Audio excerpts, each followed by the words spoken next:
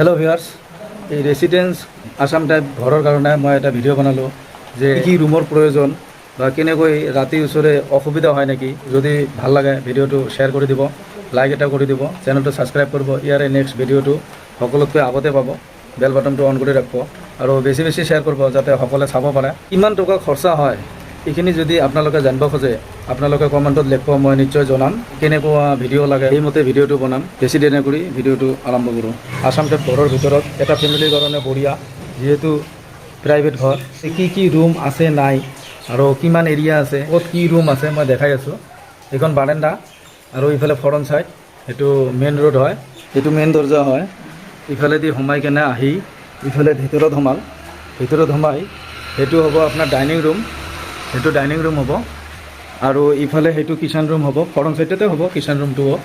সেইটো kitchen room হ'ব, কাৰণ যিহেতু তিৰোতা মানুহখিনি কিচেন ৰুমত সদায় ব্যৱহাৰ কৰে, সিহঁতে দেখাই পাব যে আগফালৰ পৰা কাৰোবাৰ আহিল নেকি। সেইকাৰণে কিচেন ৰুমটো সদায় আগফালে দিয়ে। আৰু নিয়ম এটা আছে, যিহেতু বাস্তুশাস্ত্ৰৰ মতে কথাও আছে কিছুমান, সেইটোও চাই কেনে কিচেন ৰুমটো আগতে বনা যায়। ড্ৰয়িং ৰুমটো চাই লওক, একদম আহল বহল কৰি দিছে, কাৰণ যিহেতু ইফালেদি বেডৰুমতো যাব, ইফালে পিছফালেও যাব।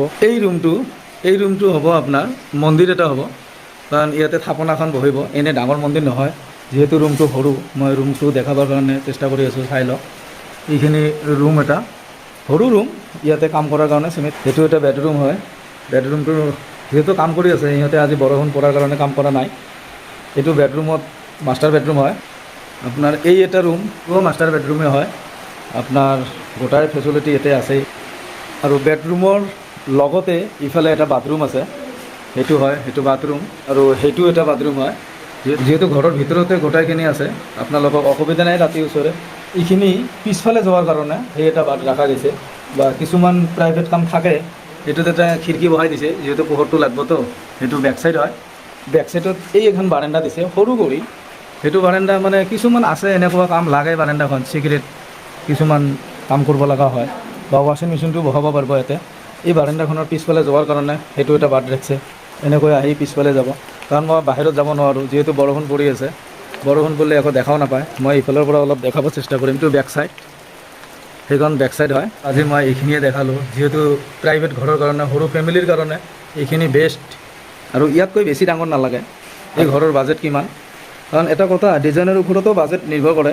কিন্তু কেনেকুৱা লাগিল এটা ফেমিলিৰ কাৰণে আপোনালোকে নিশ্চয় কমেণ্টত জনাব। ভাল লাগিলে চেনেলটো ছাবস্ক্ৰাইব কৰি দিব, লাইক এটা কৰি দিব, শ্বেয়াৰ কৰি দিব, যাতে সকলোৱে চাব পাৰে। এনেকুৱা সৰু সৰু ভিডিঅ'বিলাক মই দেখায়ে থাকোঁ। ক'ৰবাত যদি কিবা আপোনালোকক জানিব আছে কমেণ্টত জনাব। আৰু এটা কথা, এই ৰুমবিলাকত আপোনালোকে এটা ৰুমতে পোহৰ নোপোৱাকৈ নাই। গোটাইকেইটা ৰুমতে ধুনীয়া পোহৰ পাই আছে, বতাহ পাই আছে, আন্ধাৰ হোৱা নাই।